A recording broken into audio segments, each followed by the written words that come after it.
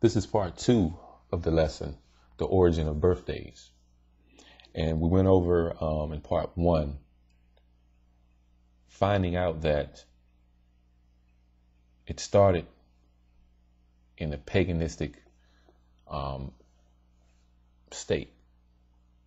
But now it seems like it's okay these days to take on and keep these customs. But it's not. And, I'm going to go into detail. This will be an in-depth study. So I want us to turn to Isaiah, the book of Isaiah, chapter 47. And we're going to start at the 13th verse, and I'm going to read to the 15th. All right. Thou art wearied in the multitude of thy counsels.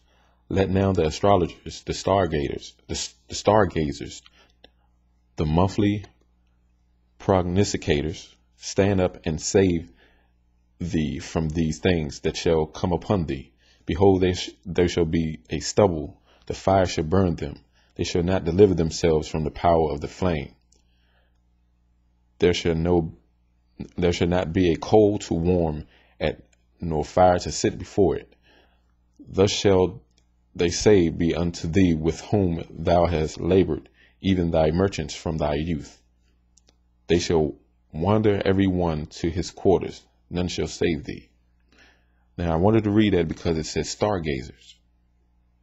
See that? Stargazers. There's going to be a curse that's going to come upon these people that had this in these practices, because birthdays is linked to astrology.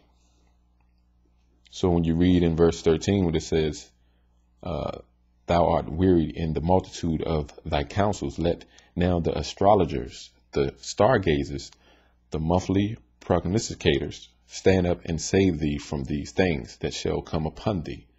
So they're eventually going to get punished. And remember that Isaiah was a prophet. Okay. So the reason why we know that Isaiah was a prophet, because in Matthew's chapter 3, John was mentioned in Isaiah. He was mentioned in Isaiah chapter 40, verse 3. So I mentioned that because don't think that, it's okay to follow astrology now. It's not. There's punishment and wrath for those who follow these customs. And the same customs come with your birthday. All right.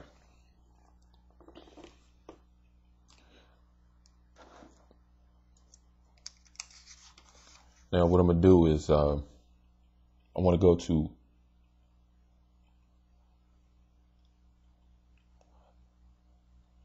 Let's go to Acts chapter 19.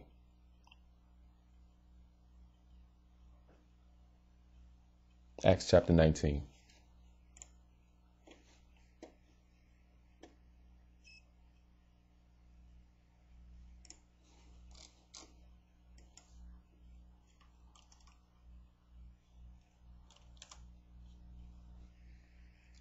One moment. Acts chapter 19.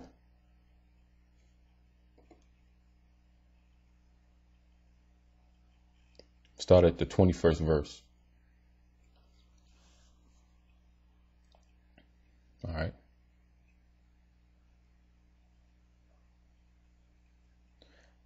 After all this had happened, Paul decided to go to Jerusalem, passing through Macedonia and Achaia.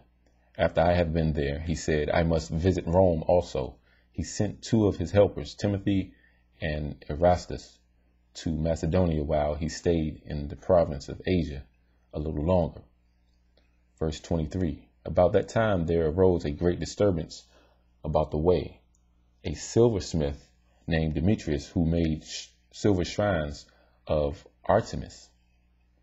And I want you to remember that name, Artemis. And in the King James, it's going to say Diana. All right, silver shrines of Artemis brought in no little business for the craftsmen. He called them together along with the workmen in related trades and said, "Men, you know we received a good income from this business. And you see and hear how this fellow Paul has convinced and led astray large numbers of the people here in Ephesus, and in particularly the whole province of Asia." So Paul was going around preaching the gospel. He was getting people away from this goddess. All right. And that's what's going on here.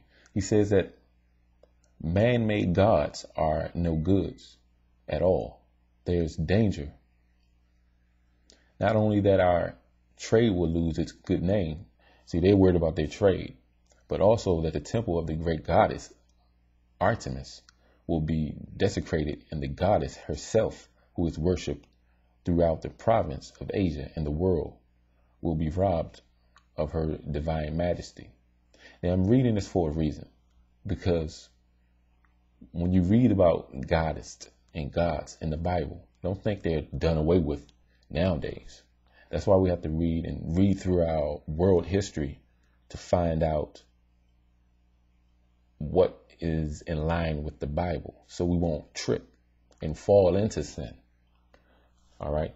So let me stop this one here and look for part 3.